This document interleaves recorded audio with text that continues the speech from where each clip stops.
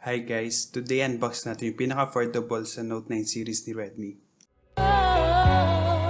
Hi, this is VReviews at kung bago ka sa channel na ito, please consider subscribing and click the notification bell icon para updated ka sa ating latest tech videos. Ito yung box niya, plain white na may picture ni Note 9 sa taas. Sa tabi ay yung Redmi branding. Nakasulat dito, with easy access to Google apps you use the most. Para may pinatatamaan siyang popular brand. Ang device natin na hawak ngayon ay yung 3GB 64GB version.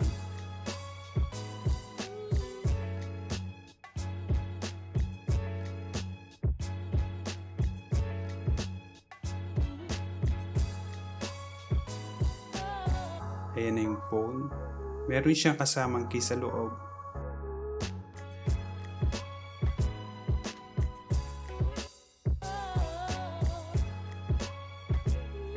Maganda yung design niya sa personal. Makikita natin na parang glass siya. Parang glass yung likod niya. Pero unlike dun sa Redmi Note 8, plastic. Gawa siya sa plastic.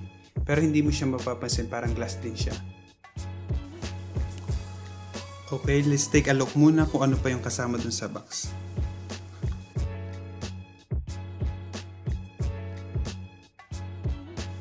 Una yung charger niya. Capable siya for fast charging. Nakasulat dito up to 22 watts. Then yung kanyang USB Type-C cable and user manual. Okay, tingnan natin na yung phone. Makikita dito sa ilalim yung USB Type-C port niya together with the speaker and headphone jack. Sa tabi wala. Sa taas yung infrared. Power button sa tabi. Okay, compare naman natin siya sa Redmi Note 8. Makikita dito, glass yung sa Redmi Note 8. Pero silang glossy, Gorilla Glass 5. Kanya, mukha siyang glass pero plastic siya. Tsaka yung placement ng camera magkaiba din. Dito sa gitna, yung isa nasa tabi. Isa yung quad camera nila. Para silang quad camera. At fingerprint scanner, parehas lang sila nasa gitna. Okay, let's take a look at the camera.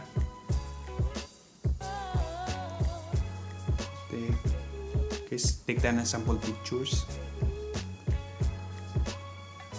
Ayan. Okay. In terms naman doon sa display, taller and wider yung Redmi Note 9 compared sa Redmi Note 8.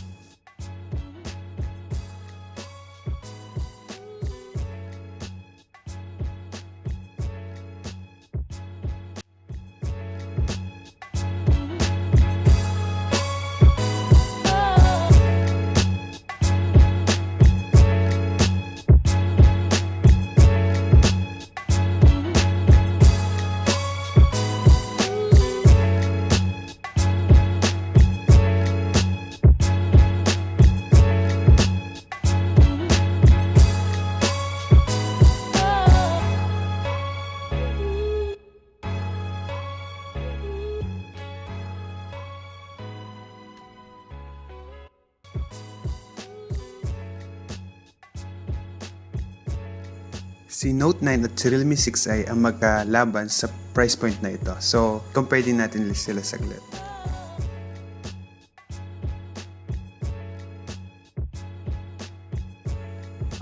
Dito sa likod, magkaiba yung design nila.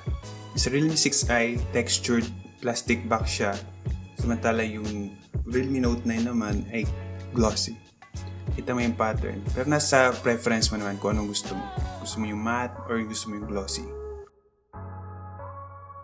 Sa front color and display ng Realme 6i, makikita din na magkaiba yung kanilang UI.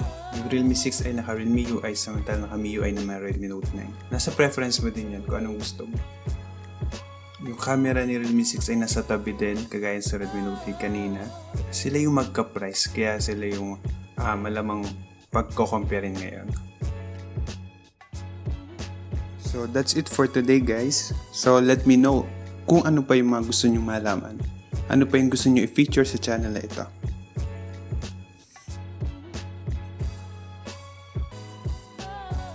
So that's it. Thank you for watching.